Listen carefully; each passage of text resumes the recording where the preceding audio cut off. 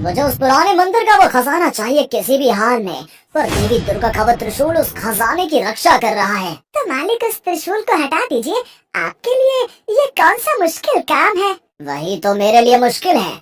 मुझे उस त्रिशूल को हटाने के लिए किसी शरीफ और ईमानदार व्यक्ति को ढूंढना होगा। इसके लिए मुझे प्रीतम नगर जाना होगा।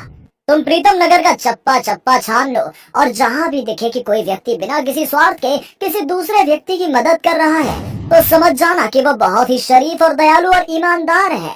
आकर ये खबर मुझे दो। जादूगर कपाली बहुत ही बुरी प्रवृत्ति का था। उसे माँ दुर्गा के पुराने मंदिर का खजाना चाहिए था जो मीलों दूर था, जहाँ पर कोई भी आता जाता नहीं था। जादूगर कपाली अपने चेले को ऐसे ही व्यक्ति की तलाश में भेजता है। मालिक ने पता नहीं किस काम में लगा दिया। अब मैं ऐसा व्यक्ति कहाँ ढूंढूं? यहाँ बाजार में तो बहुत लोग नजर आ रहे हैं। जय दुर्गा मैया की बाबा।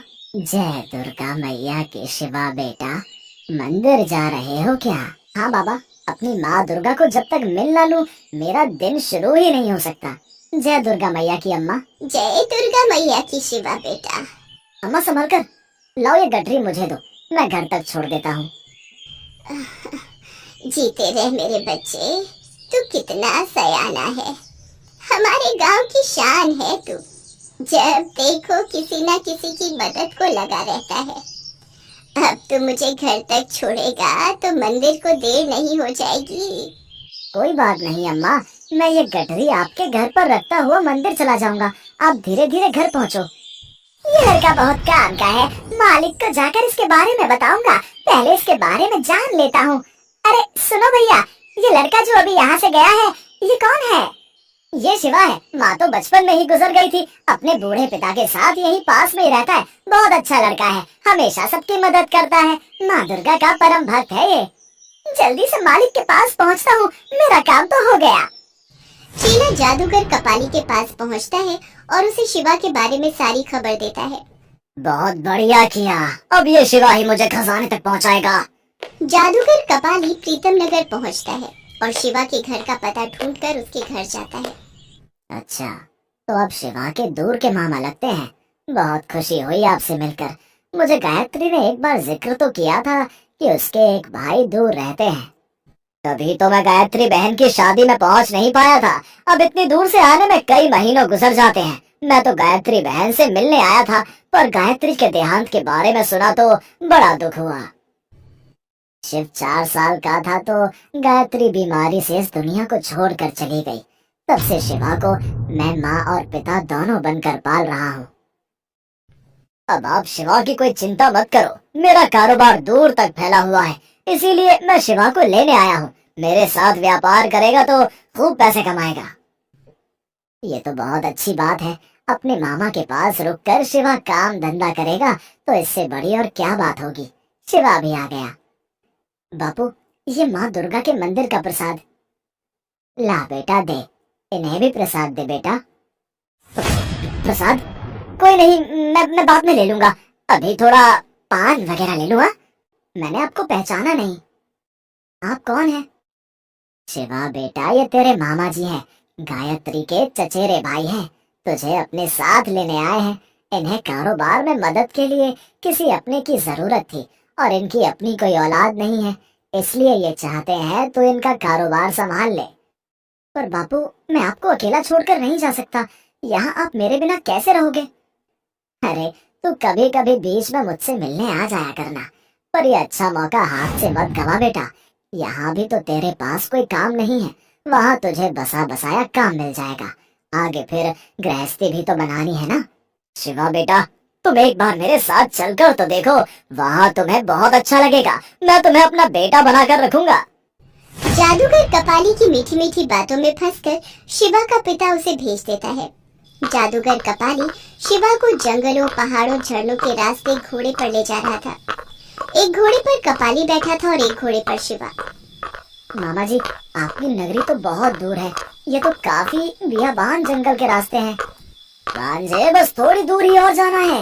नगरी यहाँ से कुछ कोस की दूरी पर है। अरे याद आया, यहाँ पास में ही माँ दुर्गा का एक बहुत ही सुंदर पुराना मंदिर है और तुम माँ दुर्गा के परम भक्त हो। अगर चाहो तो हम वहाँ दर्शन करके फिर आगे का रास्ता तय कर सकते हैं। माँ दुर्गा का मंदिर? हाँ मामा जी, माँ दुर्गा के मंदिर में तो मैं दर्शन जरूर करूँगा। कहाँ पर है मंदिर? मामा जी मुझे वहाँ ले चलिए। कपाली शिवा को मंदिर में लेकर जाता है। जय माँ दुर्गा, ये तो बहुत ही विशाल मूर्ति है। मामा जी काफी पुराना मंदिर दिखाई पड़ता है और लग रहा है यहाँ पर काफी समय से सफाई भी नहीं हुई है। क्यों ना हम यहाँ की सफाई करके आगे बढ़े। ये विचार तो अति उत्तम है मामा जी। मैं अभी माँ दुर्गा की मूर्ति से सारी धूल हटा देता हूँ।